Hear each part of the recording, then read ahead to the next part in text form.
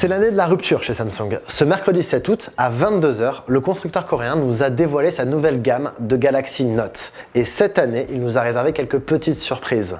Des surprises qui montrent qu'en fait, Samsung est en train de modifier l'ADN de sa gamme pour s'adapter justement aux besoins d'aujourd'hui et aux volontés des consommateurs.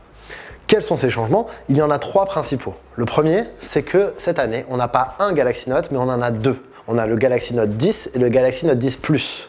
Le deuxième changement, c'est que le Galaxy Note 10, donc la version standard, est un smartphone plutôt compact. Il fait les mêmes dimensions que le Pixel 3, qui était justement un smartphone réputé pour sa petite taille. Donc le téléphone tient bien en main et on est très loin, quand on l'a en main, d'avoir l'impression d'avoir une phablette. Le troisième changement, c'est que Samsung a redirigé son discours marketing. Alors qu'avant, il était plutôt orienté vers les professionnels, cette année, il est plutôt orienté vers le grand public. On va donc avoir du picture-in-picture, par exemple, pendant qu'on joue aux jeux vidéo. On va avoir un contrôle de l'appareil photo au stylet. On va avoir des petites fonctionnalités de réalité augmentée. On va avoir que des choses qui vont plaire au grand public et non pas aux professionnels. Et donc pourquoi Samsung a effectué ces changements? En fait, on les sentait venir un peu quand même. C'est-à-dire qu'avec le Galaxy Note 9, on voyait que les différences avec le S9 étaient de plus en plus fines. Il y avait toujours le stylet, il y avait toujours la fonction DeX, mais au-delà de ça, on restait sur un smartphone très puissant, certes plus imposant, mais avec pas grand-chose de plus.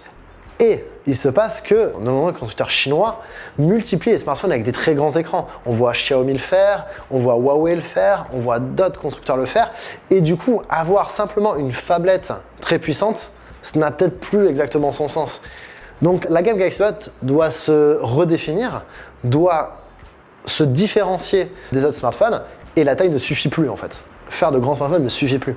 Du coup, on se retrouve avec un Galaxy Note 10 qui est donc plus petit, qui a des fonctionnalités très grand public et qui en fait se démarque plutôt par donc sa finition, par sa puce ultra puissante, par son écran et qui en fait est vraiment une espèce de haut de gamme de chez les hauts de gamme de Samsung. La question qui se pose, c'est jusqu'à quand cette différence suffira à faire vendre des Notes et jusqu'à quand la gamme Note sera-t-elle pertinente?